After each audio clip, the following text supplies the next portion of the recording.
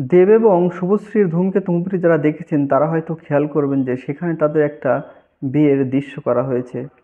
এই বিয়ের দৃশ্য শুটিং করার পর যখন শুভশ্রী বাড়ি ফিরছিলেন তখন তিনি পুরোটা সময় গাড়ির মধ্যে কান্না করেছিলেন। শুটিং স্পট থেকে তার বাড়ির দূরত্ব ছিল প্রায় 50 মিনিট। এই 50 মিনিট পুরোটা সময় তিনি কেঁদেছিলেন এবং কেঁদে কেঁদেই বাড়ি ফেরেন, এবং তখন তিনি উপলব্ধি করতে পেরেছিলেন তার মনের মানুষটি অনেক আগেই হারিয়ে গেছে তার থেকে। সেই ফিরে দেখা প্রেমের গল্প দেব এবং শুভশ্রীর মধ্যে। তাদের মধ্যে একটা মিউচুয়ালি ব্রেকআপ হয়েছিল, অর্থাৎ শুভশ্রী যখন চাচ্ছিল দেবকে বিয়ে করতে তখন দেব তার ফিল্মে ফোকাস করছিল, নিজের ক্যারিয়ার গঠন করার চেষ্টা করছে অনেক ভালোভাবে শক্তভাবে। এই বিষয়টা যখন দুজনের মধ্যে একটু জানাজানি হয়ে যায় তখন শুভশ্রী গাঙ্গুলী আস্তে আস্তে নিজেকে ফিল্ম থেকে সরিয়ে নেয়, দেবের কাছ থেকে সরিয়ে নিয়ে যায়। তখন দেব অনেক ভেঙে পড়ে। শুভশ্রী বুঝতে পারে যে হয়তো তিনি একসময় বুঝবেন যে তার শূন্যতা দেবের কাছে কতটুকু, কিন্তু এটা হিতে বিপরীত হয়ে যায়।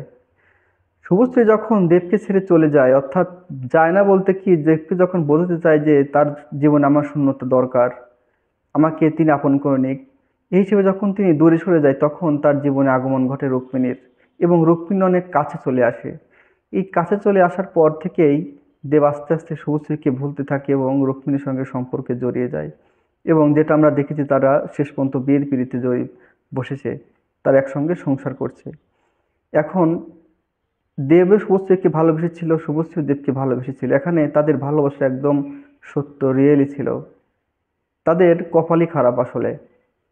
এখানে তাদের তিনজনের যে প্রেম কাহিনী, একটা পুরোটা সময় দেখা যাচ্ছে একটা সিনেমাকে হার মানিয়ে দিয়েছে।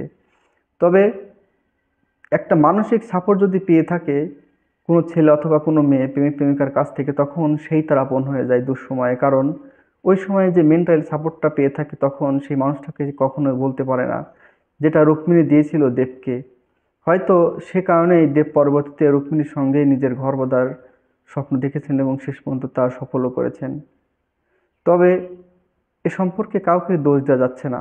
একজন তার ক্যারিয়ার নিয়ে চিন্তিত ছিল, একজন চাচ্ছিল সংসার করতে। তবে এই কথা ঠিক যে দেব যদি ওই সময় বিয়ে করতো তাহলে তার ক্যারিয়ার একটা ঘটা পড়তে পারত। তারা যেভাবে ব্যাক টু ব্যাক সিনেমা উপহার দিচ্ছিল দর্শকদেরকে, ওই সময় এই ছবিগুলো আর করা যেত না যদি তারা বিবাহ বন্ধনে আবদ্ধ হতো। পরবর্তীতে অবশ্য তারা একটা সিনেমা করেছে ধূমকেতু, সেটার কথা তো বললাম।